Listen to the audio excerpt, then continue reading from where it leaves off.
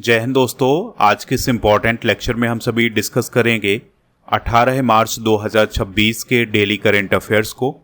तो आप इस पूरे लेक्चर को बहुत ही ध्यान से लास्ट तक जरूर देखिएगा। तो चलिए आज के पहले और इम्पॉर्टेंट क्वेश्चन को डिस्कस करते हैं। पहला क्वेश्चन है, हिंदी का साहित्य अकादमी पुरस्कार 2025 किसे प्रदान किया गया है? तो ये ममता कालिया को प्रदान किया गया है। तो हिंदी की प्रसिद्ध लेखिका हैं ममता कालिया, तो उन्हें 2025 का साहित्य अकादमी पुरस्कार प्रदान किया गया है। तो अभी 16 मार्च को साहित्य अकादमी के द्वारा साहित्य अकादमी पुरस्कार 2025 की घोषणा की गई है। और ये जो पुरस्कार हैं ये भारत के सबसे प्रतिष्ठित साहित्यिक पुरस्कार हैं।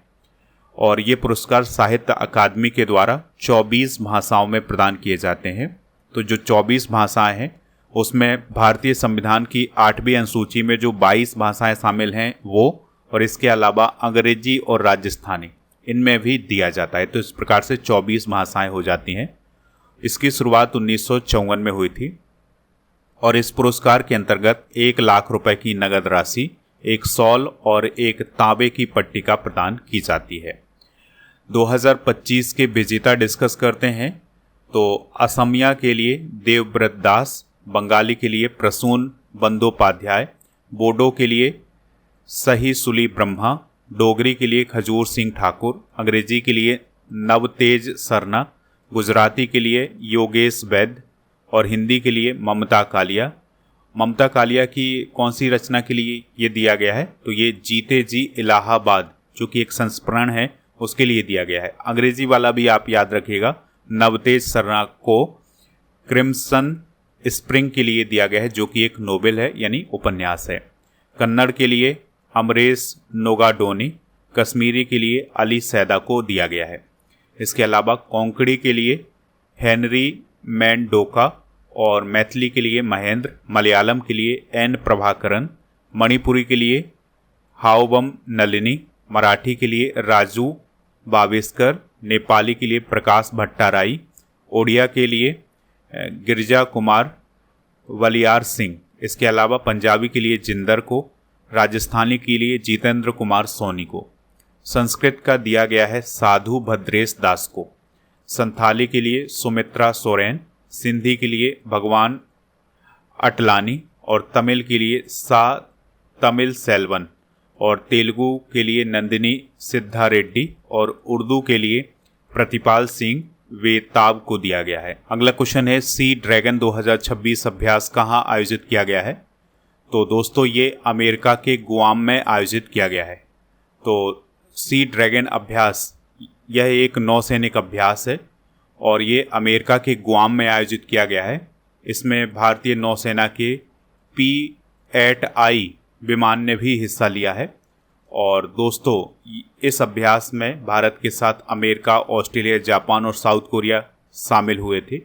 और इस अभ्यास का उद्देश्य चाइना की बढ़ती पनडुब्बी गतिविधि के बीच समुद्री सुरक्षा और निगरानी को बढ़ाना। अगला क्वेश्चन है, ओडिशा का कौन सा गांव राज्य का पहला स्मार्ट विलेज के रूप में डेवलप किया जा रहा है? आंसर हो जाएगा कुशुनपुर। तो जो कुशुनपुर है ये ओडिशा का पहला स्मार्ट विलेज बनने जा रहा है।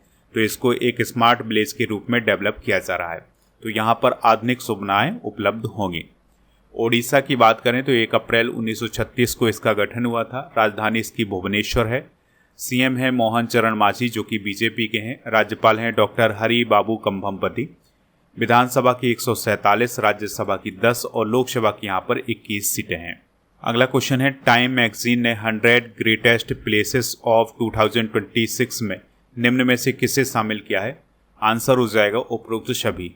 तो जोधपुर का मेहारू खेत, शक्ति प्राण लॉज और द ओबेरॉय राजगढ़ पैलेस, इन सभी को टाइम मैगजीन के द्वारा 100 ग्रेटेस्ट प्लेसेस ऑफ 2026 में शामिल किया गया है।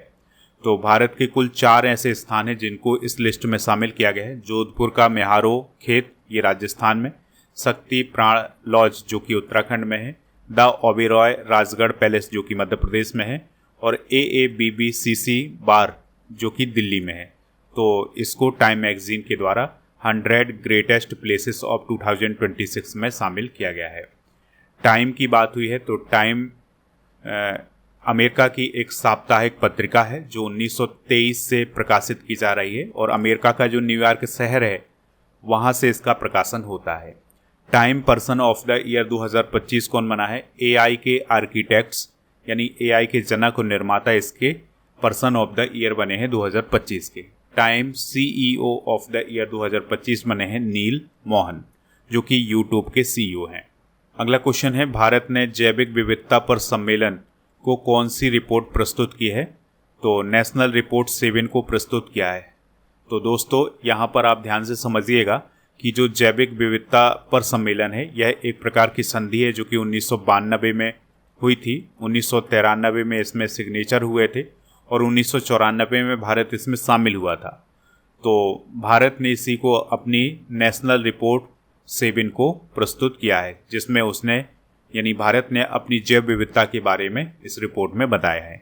इस रिपोर्ट में ये बताया गया है कि भारत में टाइगर रिजर्व की जो संख्या है वो 58 है, हाथी अभ्यारण्य है 33, जीवमंडल अभ्यारण्य है 18, राष्ट्रीय उद्यान है 106। हालांकि भारत में राष्ट्रीय उद्यान की संख्या 107 हो गई है।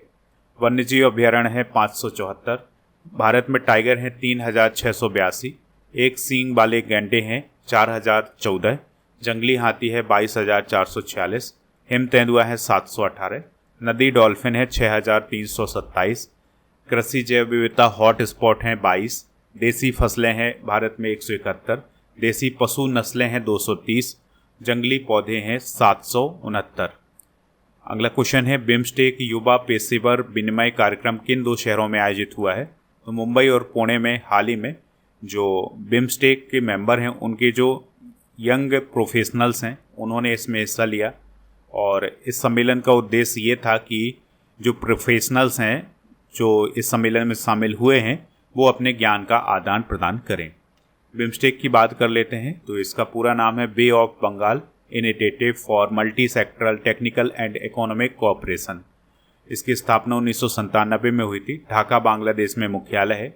मेंबर हैं इसके 7, भारत, बांग्लादेश, भूटान, नेपाल, श्रीलंका, म्यांमार और थाईलैंड। इसका उद्देश्य है क्षेत्रीय सहयोग को बढ़ावा देना, व्यापार, निवेश और तकनीकी सहयोग को बढ़ावा देना। अगला क्वेश्चन है, भारतीय डाक विभाग के द्वारा 24 स्पीड पोस्ट सेवा कब शुरू की गई है? तो ये 17 मार्च 2026 को शुरू की गई है। तो भारतीय डाक के द्वारा एक नई सेवा शुरू की गई है 17 मार्च से, जिसका नाम है 24 स्पीड पोस्ट। तो इसमें कोई पार्सल होगा या डॉक्यूमेंट होगा तो उसके अगले दिन डिलीवरी की गारंटी दी गई है। यानी कि 24 स्पीड पोस्ट सेवा जो शुरू की गई है इसका उद्देश्य ये है कि अगर कोई पार्सल है, डॉक्यूमेंट है तो उसे अगले दिन तक पहुंचाया जा सके।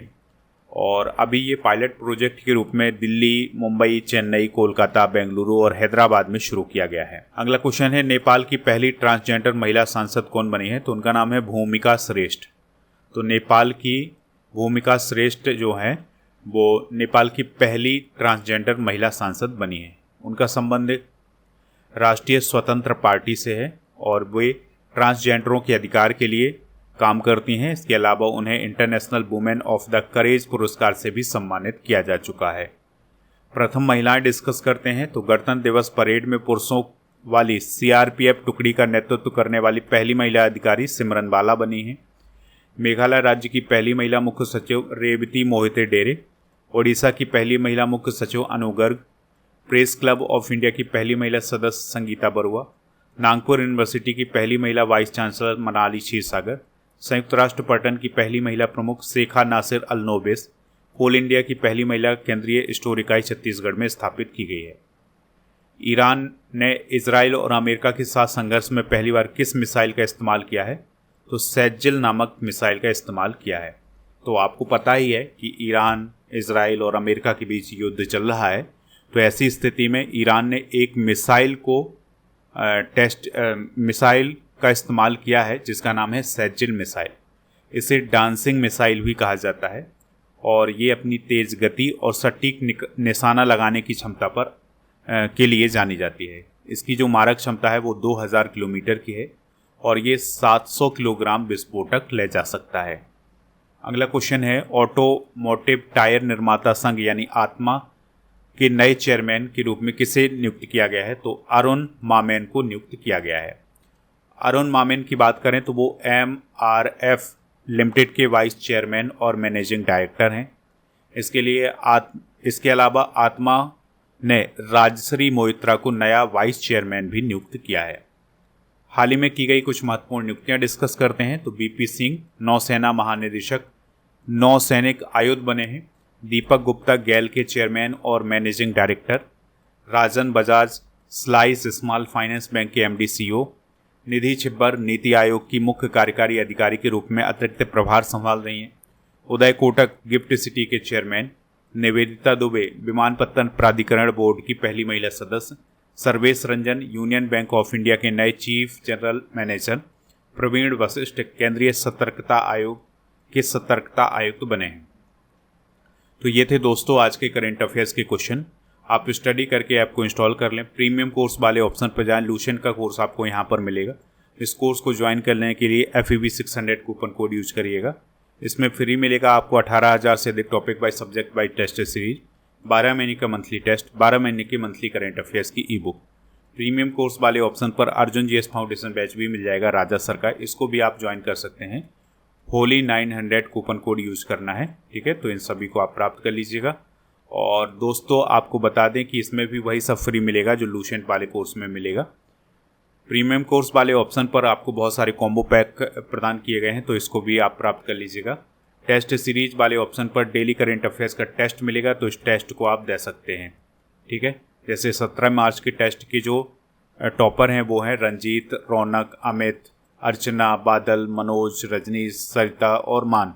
ये सभी टॉप 10 हैं। तो इन सभी को आप मतलब यहाँ पर आपका भी नाम हो सकता है अगर आप डेली करंट अफेयर्स का टेस्ट देते हैं। तो ई-बुक वाले सेक्शन पर आपको monthly current affairs, yearly current affairs, half yearly current affairs की ई-बुक मिल जाएगी। तो इन सभी को जाकर के प्राप्त कर लें। चलिए दोस्तों कल के करंट अफेयर्स को एक बार रिवाइज करते हैं। ऑस्कर अवार्ड 2026 में बेस्ट फिल्म कौन बनी है? वन बैटल आफ्टर अंदर। पोट्टी श्री रामुलु की प्रतिमा कहाँ स्थापित की गई है? अमरावती। केंद्र सरकार ने हाल ही में किस पर्यावरण कार्यकर्ता पर लगाया गया NSA हटाया है? सोनम वांगचुक। हाल ही में 15वीं शताब्दी का तेलुगु शिलालेख कहाँ मिला है?